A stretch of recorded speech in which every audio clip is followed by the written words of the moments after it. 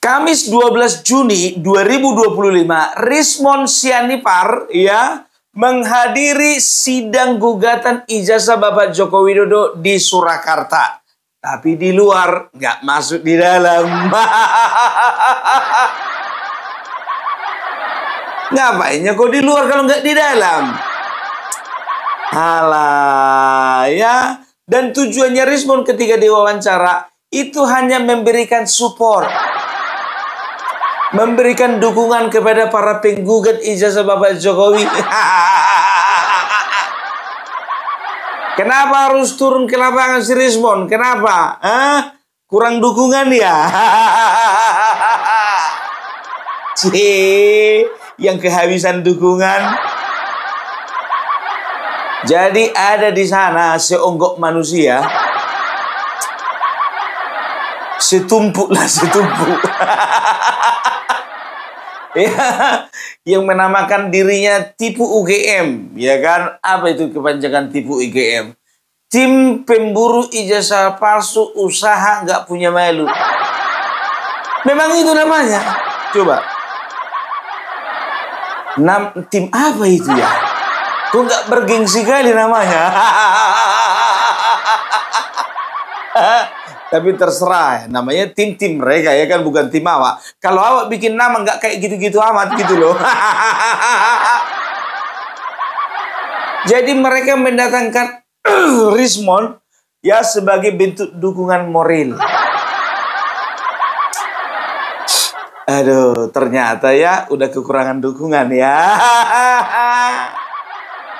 Ternyata bukan itu aja. Katanya Rismond nanti akan dihadirkan sebagai ahli di persidangan mengenai ijazah Bapak Joko Widodo. Sekarang begini yang jadi pertanyaannya, apa nggak ada ahli yang lain? Yang betul-betulan ahli lah. Nanti kalah lagi. Masa mau kalian bikin ahli, sedangkan di kasusnya Vina Cirebon keterangannya nggak dipakai. Kasusnya Jessica Wongso juga, Kofi Mirna ya itu keterangan nggak dipakai. Ya kan 2 kali KO. Masa itu pula mau kalian bikin sebagai saksi ahli? Nggak ada yang lain. Setelah itu katanya mereka juga akan menghadirkan Roy Suryo, kapasitasnya sebagai pakar telematika. Nggak salah tuh. Dia tuh ahli komunikasi. Ya, S2-nya itu kesehatan masyarakat. Siapa yang bilang? Rismond sendiri di acara Uya Kuya. Dan mereka juga, ya seonggok manusia tadi, akan menghadirkan Tipa. Kapasitasnya sebagai ahli anatomi. Ahli. Ahli dia. Biasalah. Yang kasih nama ahli itu kan tim mereka sendiri. Itulah enaknya di Indonesia ini ya, untuk menjadi seorang ahli itu nggak perlu sertifikat. Cukup muncul aja beberapa kali di televisi, beberapa kali di podcast, udah saya itu jadi ahli. Aduh, sama kayak Opung Parbelak, ahli juga kan. Apa gue bilang ahli roasting. Ada sertifikatnya nggak juga. Siapa rupa yang di roasting Opung Parbelak semua? Tapi aku bisa nggak dibilang ahli roasting? Kalau aku bilang aku bukan ahli roasting karena nggak ada sertifikatku. Ya, itu dia. Ya kan itulah enaknya di Indonesia ini. Ya kan gampang aja bikin-bikin ahli kan begitu. Ya, tapi tolonglah dulu dicek apalah dulu daripada kalian kalah ya. Tolonglah dihadirkan ahli yang betul-betul ahli. Kalian tahu nggak maksud daripada seonggok orang-orang ini tadi, si tumpuk ini tadi ya, menghadirkan mereka itu ya di persidangan gugatan ijazah Bapak Jokowi yang ada di Surakarta ya, mereka ingin mencoba memframing sekali lagi ya bahwasanya betul-betul ijazah Bapak Jokowi itu adalah palsu. Karena apa? Karena mereka menghadirkan orang yang sama, bergerak di daerah yang berbeda, ya, supaya apa? Supaya masyarakat pendukung-pendukung mereka khususnya itu meyakini bahwasanya mereka itu betul-betul total bekerja untuk mengungkapkan ijazah Bapak Joko Widodo ini atas nama profesionalisme. Kan begitu, ya kan? Ya, tapi sekarang begini, kalau bicara tentang profesionalisme itu kan ya berdasarkan pengalaman kan begitu. Nah, Rismon ini kan pengalamannya kan kalah terus. Dokter Tiba kayaknya nggak punya pengalaman dia yang terlalu menonjol bagaimana dia itu berbicara tentang anatomi. Cuman satu orang yang ditelitinya ini, ya. Udah sekian puluh tahun dia jadi dokter, cuman satu orang yang diteliti, Bapak Jokowi. Diteliti rahangnya, diteliti bentuk wajahnya, hidungnya. Ya, yang lain nggak pernah diteliti itu. Biasalah, apa yang diliti dadakan. Gak usah lah Tiba, nanti nangis-nangis kau di sidang. Bapak Jokowi, apakah Bapak Jokowi ikhlas? Bapak Hakim, apakah Bapak Hakim ikhlas tidak menerima keterangan saya sebagai ahli? Bapak Jokowi zolim sama saya.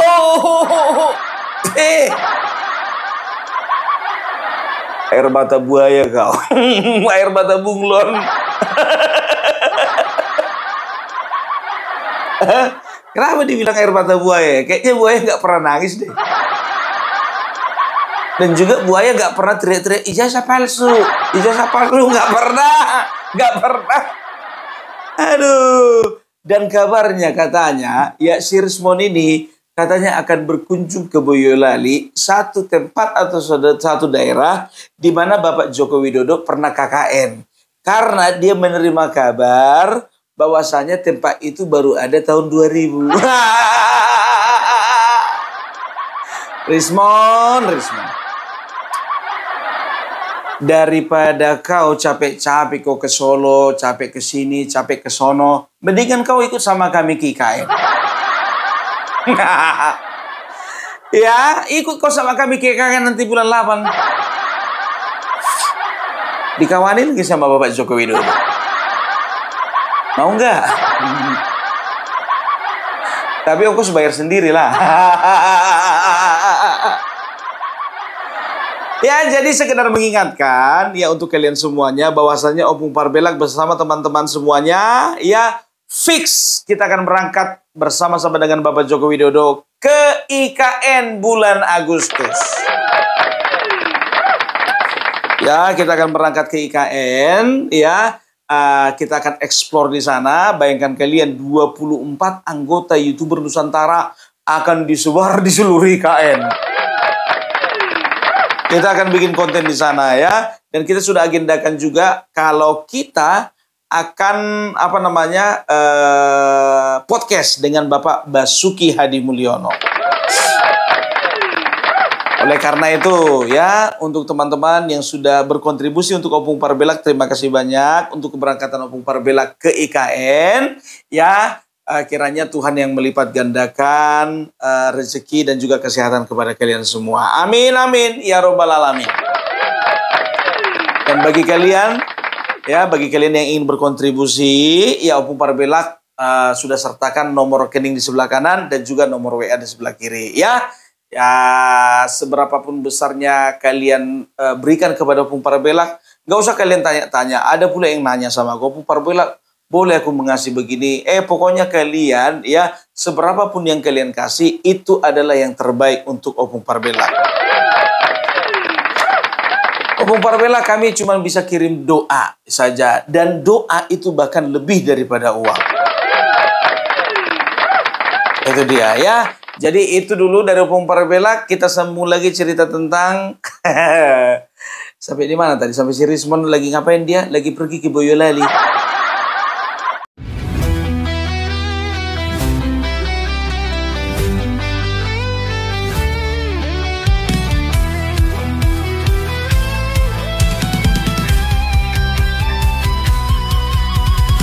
Dari utara sampai ke timur, suara jujur kini bergema.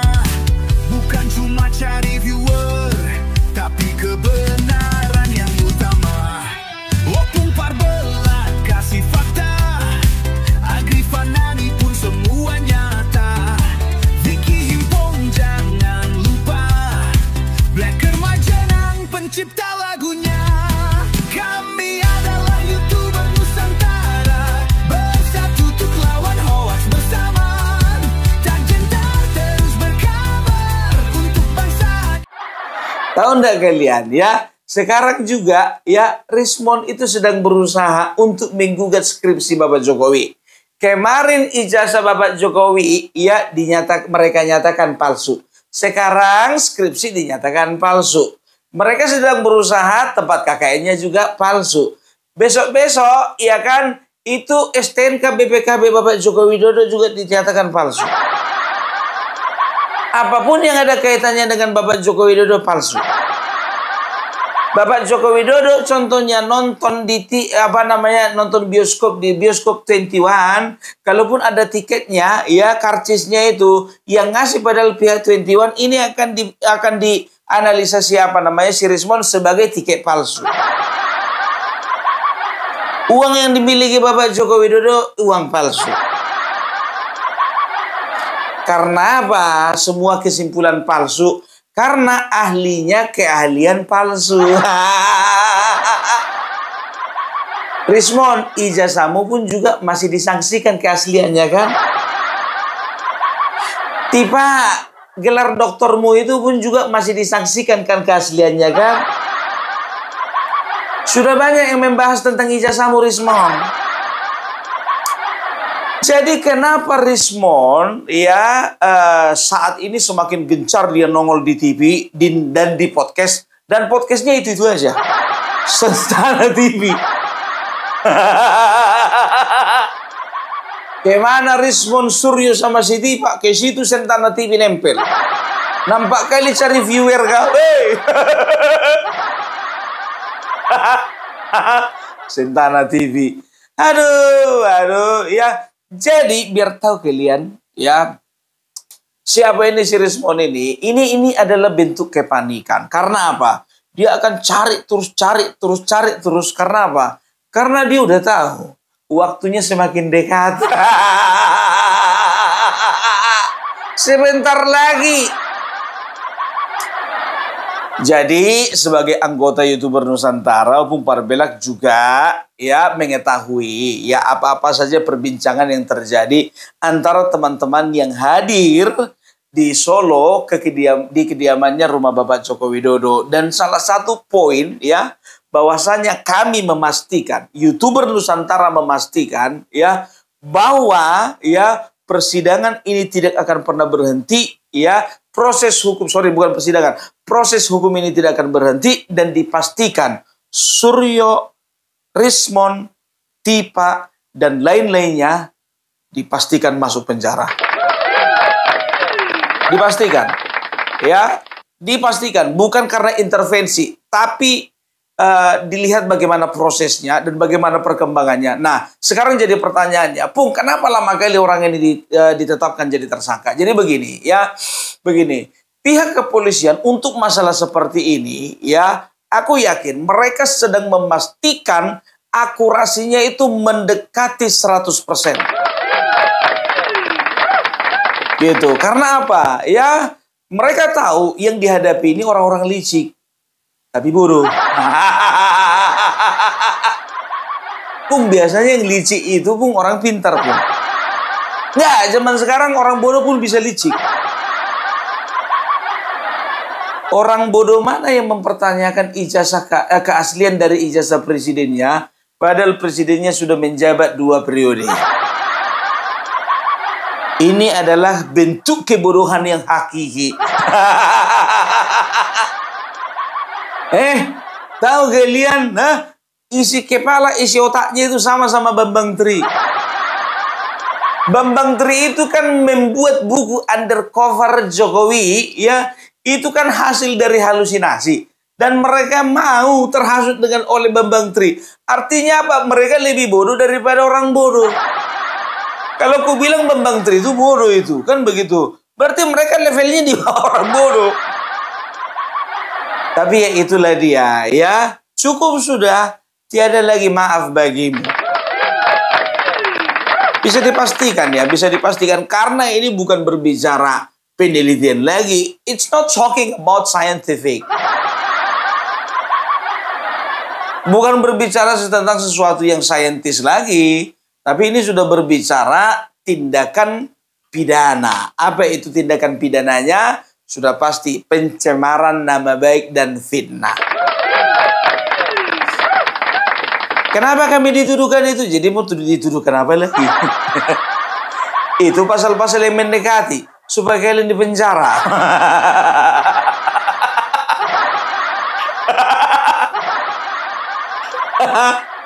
Bos sekali aku ketawa, betul. Begitu aku mendengarkan bahwa proses hukum sedang berjalan dan dipastikan mereka bentar lagi masuk. Kalau bentar kali bisa relatif ya, bisa 2 minggu lagi, bisa 3 minggu lagi. Sebentar kita kembali lagi si Rismon tadi katanya nyari tempat KKN Bapak Joko Widodo, kan begitu. Rajin kali kau kawan. Bela-belain dia datang ke Boyolali, Kecamatan Wonosegoro. Katanya si Rismon ini ya akan akan mendatangi kecamatan dan juga dia akan meminta kecamatan membuka berkas-berkas mengenai wilayah-wilayah yang ada mulai dari tahun 90 sekian sampai tahun sekian-sekian. Dan katanya itu harus ditunjukkan apa kapasitasmu? Kapasitasmu apa, Rismon? Sembarangan kau mau ke kantor kecamatan, kau minta-minta berkas sama mereka, enak aja. Legalitasmu apa? Sembarangan orang ini ngomong. Sedangkan sampai sekarang pun juga mereka masuk ke SMA 6 Surakarta. Nggak punya legalitas. Dipertanyakan legalitasmu apa, Rismon? Mau kau datangi pula kecamatan, mau kau minta berkas-berkas mereka. Itu namanya konyol. Sekali lagi, pakai i, konyol. Aduh, maaf lah Rismon ya, maaf ya. Tapi kayak gitulah psikologi ya, kayak gitulah psikisnya manusia-manusia yang yang panik gitu ya. Karena apa? Mereka akan berusaha sebisa mungkin orang kalau nyawanya sudah di ujung tanduk. Ya, mereka itu kecenderungan lepas daripada jeratan maut itu pasti lebih tinggi daripada orang yang menghadapi titik di mana jerat mautnya itu nggak terlalu ketat daripada jerat mautnya si Rismon. Sebentar dulu, Bung. Agak susah dicerna kata-katamu ini. Begini contohnya ya, sebelah sini ya ada orang sama-sama yang A sama yang B sama-sama mau masuk jurang, ya. Jadi yang A ini ya, ini bisa dikatakan hanya bertumpu kepada satu batang pohon, ya, satu cabang pohon. Begini, itu pun satu tangan. Di bawahnya ada jurang, ya kan, dalamnya itu 150 meter. Oh enggak, 190, triliun meter. Kita pakai dulu istilahnya si Rismon ini. 100,90 triliun meter. Bertumpu pada satu carang ya, satu cabang kayu, bukan batang. Batang itu kuat masih kan. Ini cabangnya, rantingnya biar tahu kalian. Sebentar lagi lepas kan begitu. Nah di sebelah sana ya, itu dia bertumpu kepada batang pohon. Dan pohonnya itu bisa dikatakan masih kuat. Kan begitu. Dan bukan satu tangan yang megang itu, ya. Dia itu bertumpuk, kaki tangannya masih tertopang di pohon tersebut, kan begitu. Nah, kalau kita bicara tentang jerat maut, ya, kemungkinan mana yang duluan mati, udah pasti yang bertumpuk pada satu carang pohon begini, kan begitu. Karena seberapa lama tahan dia megang begini, kan begitu. Kalau yang sebelah sana, ya, kaki, badan, tangannya masih berpelukan di batang pohon begini. Kan begitu. Kalau memang ujung-ujungnya harus mati, makan waktu yang lama, kan begitu, dan masih bisa berusaha untuk selamat dari jarak maut itu, kan begitu. Nah, ya. Jadi biasanya yang paling ngeri meronta ini orang-orang yang udah hampir di ujung nyawanya. Gini-gini dia. Tolong, tolong, tolong.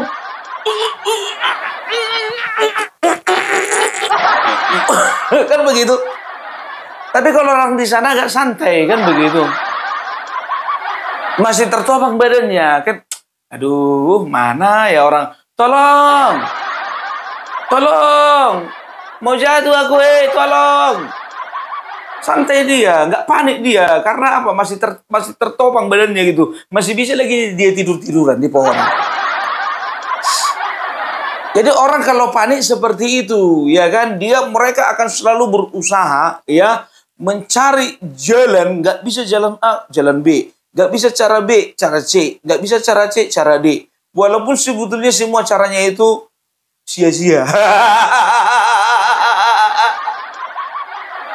Itu dia. Kemarin ijazah palsu, ya, sini sudah sudah bisa dikatakan sudah hampir masuk ke tahap penyidikan. Nah, sekarang dia mau melaporkan juga mengenai skripsi Bapak Joko Widodo. Dia nyatakan palsu, kan begitu. Udahlah respon, ya. Kami juga udah cerita-cerita sama Joshua Sinambela. Ketika ditanya reporter, gimana Bang Rismon, berani gak berhadapan dengan Joshua Sinambela? Kami udah ngobrol sama Joshua Sinambela. Ku bilang sama kau, itu ilmunya ini gini. Ini udah secara kejiwaan orang, kalau ilmunya memang dalam, tinggi, ya, itu dia akan membatasi percakapannya di ruang publik. Itu dia.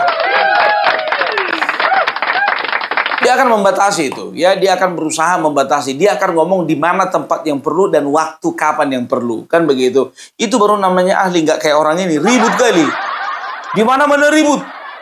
Di rest area ribut, di jalan tol ribut, di toilet ribut. Ribut kali. Tapi jadi lebih banyak mulutnya berbicara daripada tangannya, daripada otaknya gitu loh, iya kan? Coba bayangkan, diperiksa si Roy Suryo kemarin, berani dia bilang, aku baru kasih kuliah sama polisi. Lapet. Kasih kuliah, bucung itu kasih kuliah. Nggak lebih pintar kau daripada polisi, tapi. Ya, jadi ya ternyata mereka ini memang betul-betul akan masuk penjara indah pada waktunya.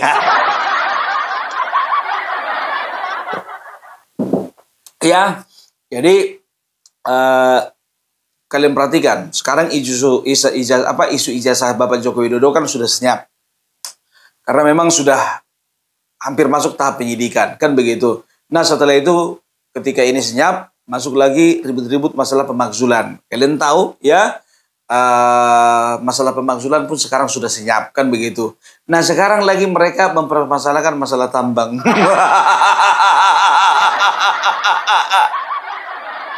Tambang nikel, ya. Oleh karena apa? Oleh karena program hilirisasi yang digaungkan dan juga sudah dieksekusi Bapak Joko Widodo, ya, ketika beliau menjabat, ya, ini kan sangat meresahkan bagi para pebisnis nakal.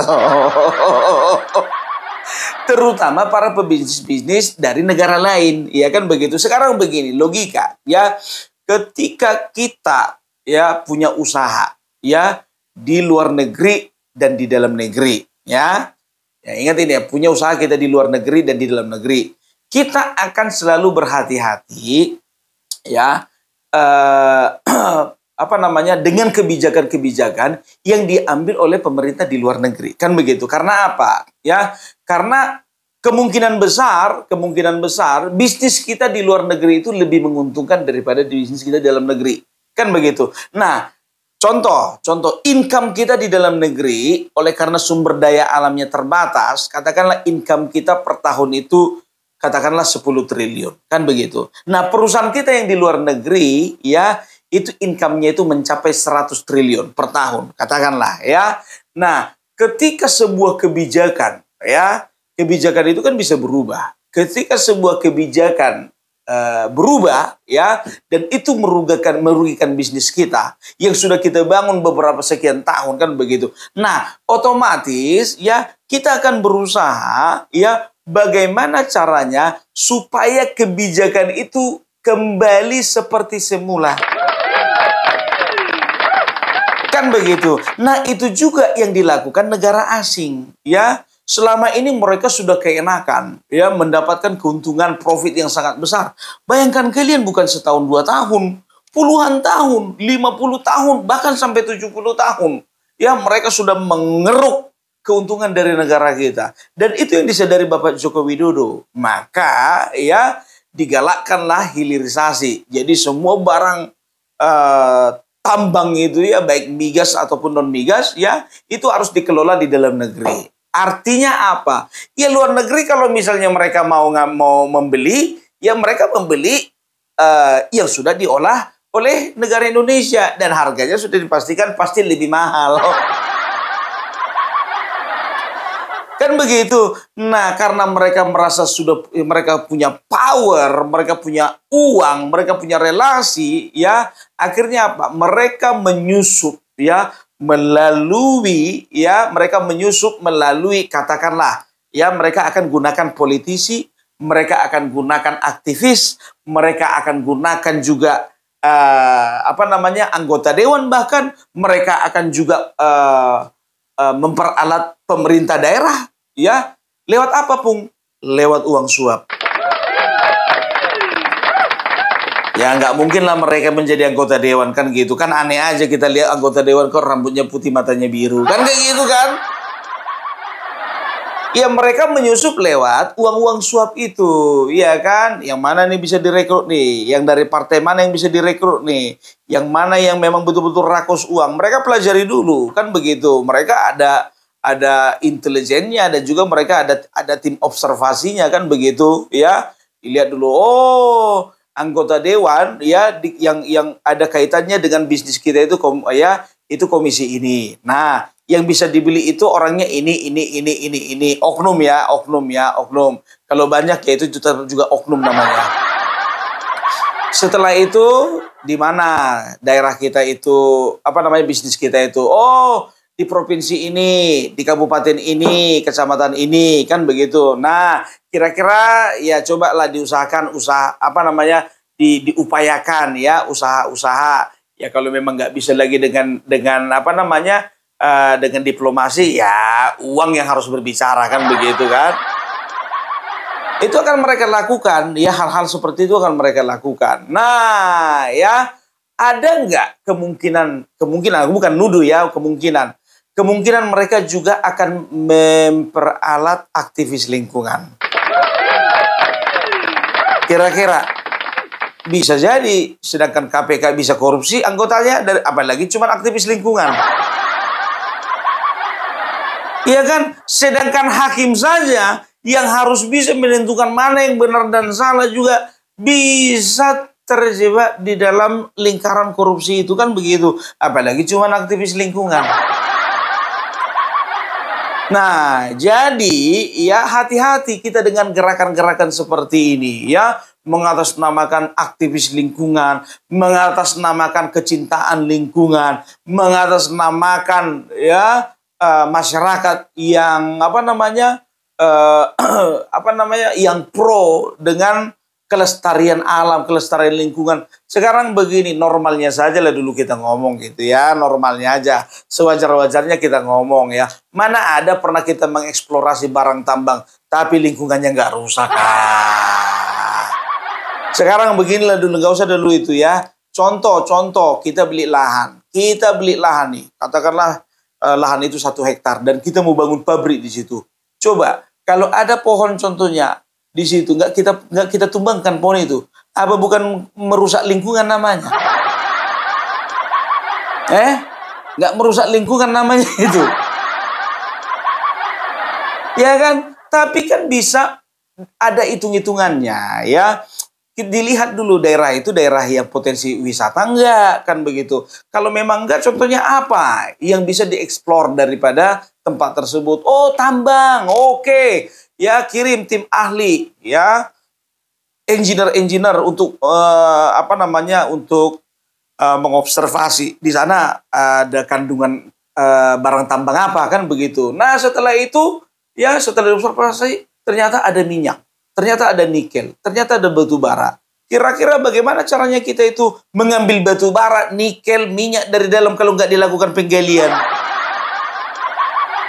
Menggali tanah itu pun merusak itu, biar tahu kalian.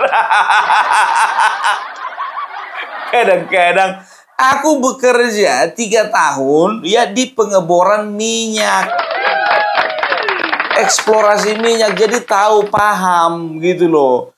Tapi perusahaan ya itu harus mengikuti SOP ya. Ada yang namanya SHE. SHE itu ya Safety, Health, Environment gitu loh. Jadi artinya apa? Ada keselamatan, ada lingkungan, dan ada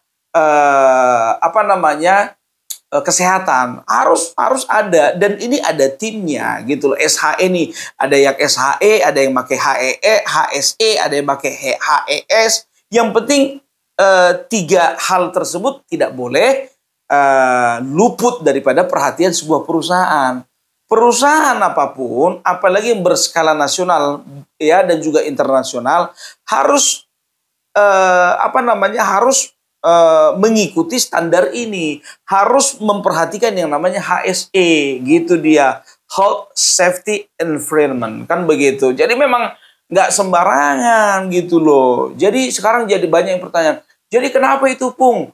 Ya 5 perusahaan yang di PT yang di Pulau GAG, 4 itu ditutup, dicabut izinnya, cuman 1 yang nggak dicabut izinnya. Sekarang begini ya sekarang begini. Izinnya itu ya kan kita bisa lihat, kita bisa tahu yang namanya izin itu kan ada izin eksplorasi, ada izin pertambangan, ada izin usaha pertambangan, IUP, kan begitu. Nah, mungkin saja ada perizinan mereka yang tidak sesuai dengan prosedur. Di pertambangan ini izin bukan cuma 1, Bos. Banyak. Ya, ada izin bekerja, ada izin eksplorasi, ada izin tambang, ada izin banyak ya. Izin-izin itu banyak. Ada kaitannya dengan administrasi pemerintahan, ada izin itu ada kaitannya dengan keselamatan kerja yang harus dipatuhi standar-standarnya. Itu banyak izinnya, itu nggak sembarangan. Makanya aku bilang ya mungkin di 4 perusahaan ini mereka itu ada yang tidak lengkap izinnya gitu. Itu dia. Nah, kenapa PT GAG nggak dicabut izinnya? Ya ini kan BUMN. Ini PT GAG ini adalah semuanya itu sahamnya itu milik PT Antam BUMN. Masa BUMN izinnya ada yang bodong? Kan enggak mungkin lah. Kadang-kadang kadang orang ini gitu menyesatkan gitu loh ya. Jadi orang ini suka kali membelok-belokkan informasi, menyesatkan kita ya. Kenapa yang 4 itu izinnya dicabut sementara 1 enggak? Berarti itu milik penguasa. Ada TikToker itu ya yang berkuis-kuis itu, biar tahu kalian. Nggak tahu kadang-kadang dasarnya apa, faktanya apa. Kalah apa? 5 perusahaan, cuman 4 dicabut izinnya. Kenapa nggak semua? Ternyata milik penguasa. Lapet. Kemarin aku suruh juga ngeliat kawan ini, karena dia ini salah satu influencer Prabowo Gibran. Makin kesini makin meleset kawan ini. Jadi ingat ya, mereka pun juga akan berusaha untuk memakai influencer. Betul. Mereka gunakan politisi, aktivis, penggiat lingkungan, influencer, segala macam. Mereka akan lakukan biar tahu kalian. Itu makanya jangan mau kita dibodoh-bodohi. Udahlah, simpelnya aja lah. Kita percayakan semuanya kepada pemerintah. Dan juga kan sudah jelas, ya jelas. Raja Ampat yang menjadi tempat wisata dengan Pulau GAG, ya, itu jaraknya itu sekitar 40,5 kilometer, ya. 40,5 kilometer dan sangat jauh, ya, sangat jauh sekali itu. Kalau bisa dikatakan tidak terlalu berdampak lah, ya. Jadi kalau kalian mau komen di komentar Opung Parbelak, ya, kalian komentarnya itu kalau memang lebih dalam seperti itu by data. Sama Opung Parbelak itu walaupun lucu-lucu ketawa-ketawa, ya jangan coba-coba berdebat kita kalau nggak by data. Habis kalian nanti. Begitu juga masalah kapal Jokowi kemarin. Tengok dulu itu. Bejat sebesar-bejatnya si Jokowi. Karena apa? Lihat itu kapalnya banyak kali katanya. Kampret. Bukan cuma suaminya aja. Istrinya juga punya kapal. Aku bilang sama kau, sebodoh-bodohnya seorang bisnismen nggak akan pernah menuliskan namanya di kapal tersebut. Bodoh. Nggak cerdas kau sama sekali kau, bah. Payah. Manusia-manusia IQ tiarap kayak gitu. Bukan IQ jongkok, lagi IQ tiarap. Malulah, ya kan? Jadi orang-orang ini akan seperti itu. Begitu juga foto, ya kan? Ya, ada foto kerusakan lingkungan parah, ya. Kemarin di video yang kemarin aku sudah tampakkan itu, ya. Seolah-olah itu di Raja Ampat. Betul, ya kan? Orang banyak yang yakin, banyak yang ketipu. Ya, ternyata itu video hasil zoom. Begitu ditarik lagi foto itu, ya, semakin jauh, ternyata itu lokasinya di Sulawesi Selatan. Hey!